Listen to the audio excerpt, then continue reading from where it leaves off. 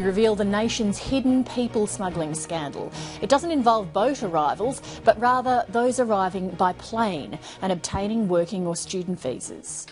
A former top investigator with the Department of Immigration has revealed visa fraud is rife and being ignored due to the political focus on boat arrivals.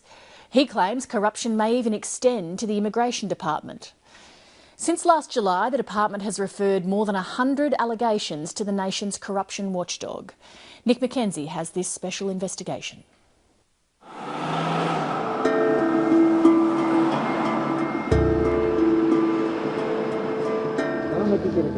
In a Melbourne hotel, a fixer in the underworld of Australia's corrupt trade in skilled and student visas is plying his trade. Okay.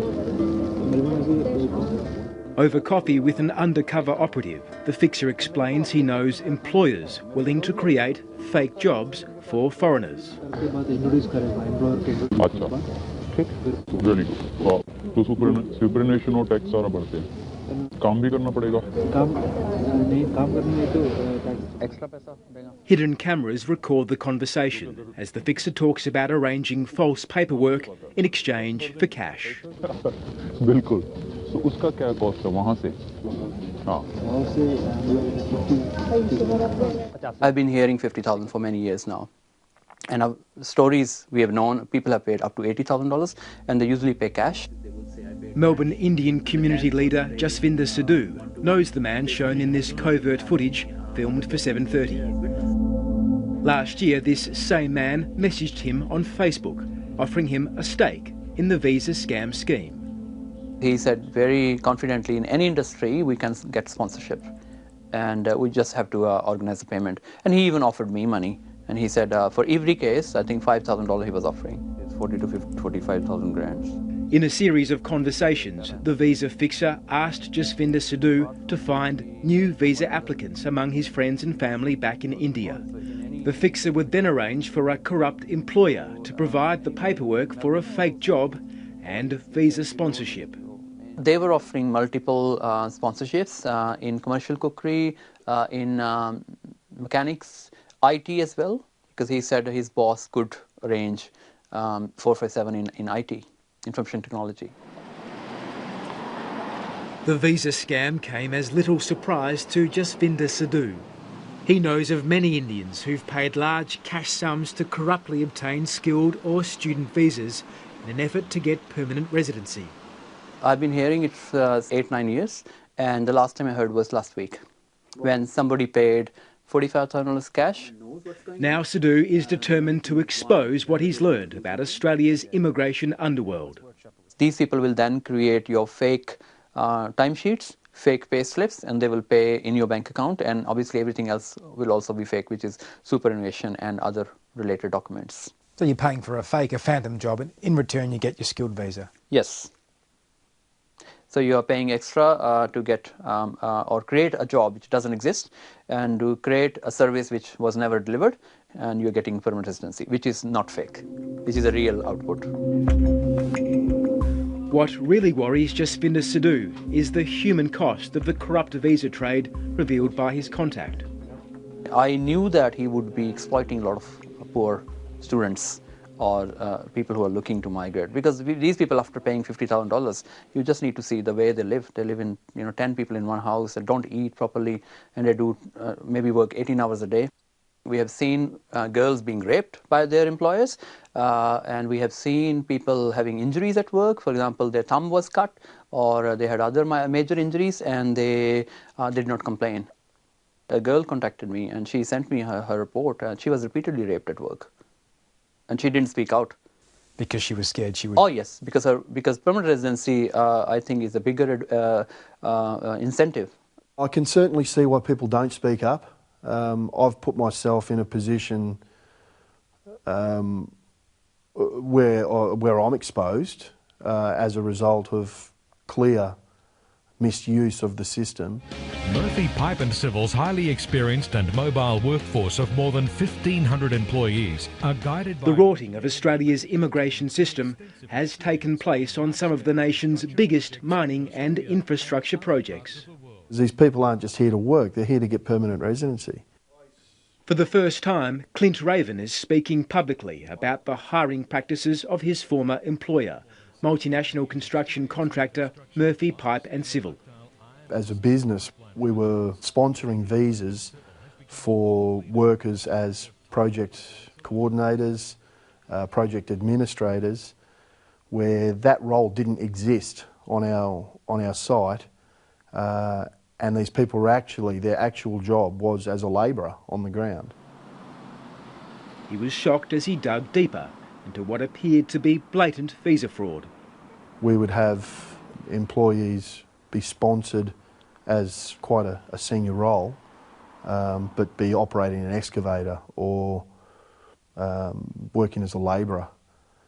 Many of these people didn't have the training even to operate machines when they came to the country. Raven said he personally identified at least 30 workers at Murphy Pipe and Civil who appeared to be in breach of migration laws, and suspects there were many more, often aided by federal government licensed migration agents. How were they getting away with it? I don't know. I don't know. They were working very closely with immigration agents that were requesting they change resumes to suit a role better. And once the migration agents were in on the scam. Oh, most definitely. Yeah, they were advising them on how they could get the loopholes. Raven took his concerns to the immigration department and says they did not appear serious about dealing with the visa rorting. Murphy Pipe and Civil has been fined a mere $3,500 and banned from sponsoring more overseas workers, which Raven says amounts to a slap on the wrist. In a statement, Murphy Pipe and Civil denied deliberately rorting the visa system and said it was appealing the ban on sponsoring more foreign workers, as the ban was wholly unreasonable. The issue is that Australians are missing out on jobs, and there are people jumping the queue to gain residency into the country off the back of a mythical labour shortage. Has it been a hard decision for you to speak out? Most definitely, yeah. Why is that? Well, I've got a young family, a mortgage like everyone else. But it means that much to you? It does, yes.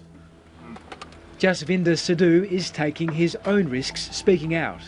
He says there are organised criminals who work with migration rackets who may target him or his family back in India. But like Clint Raven, he too wants the system to change. These people just get away, even if they're caught, media or otherwise through police and things, they just go on bail, and I think the system is very, very easy on these sort of things. It's easy to rort. Yes, very easy to rort. You have 10 ways to rort, and then if government has one rule, you have actually 10 responses how to basically bypass those rules. The Australian Border Force has spent the last 12 months investigating criminal syndicates involved in visa rorting. But insiders say the problem is massive. One of the Immigration Department's top officials until 2013 has now broken his silence. He says visa rorting was and is endemic and has largely been ignored by politicians focusing on the boat people issue. Joseph Patansky managed investigations for the department for 8 years. He wouldn't be interviewed on camera, but has given 730 a statement about what he calls the shocking and largely unknown fraud within our working and student visa programs. He describes a world of shonky immigration agents where fraudsters enter the community with ease. He points to immigration law loopholes, major integrity problems, and a department which has struggled to cope with such an attack on the integrity of our systems. Patansky blames a lack of funding and politics. He says it's been easy to deflect the public's attention to boat arrivals, but this fear-mongering has totally ignored where the vast bulk of real fraud is most significantly undermining our immigration programs. Tonight, 7:30 can reveal there are corruption allegations inside the Immigration Department. Its chief, Michael Pizzullo, has referred 132 allegations to the corruption watchdog, the Australian Commission for Law Enforcement Integrity. They are just allegations, and the department disputes many of them. They raise the prospect that some officials are involved in the visa rorting. Yes, there's a corruption from top to bottom. Thousands and thousands of people are being sponsored, and they're all fake. The whole system cannot work that smoothly if there's no corruption in the system. Someone on the inside has to know. Oh yes, definitely. Even if you do a bit of overspeeding, you are caught.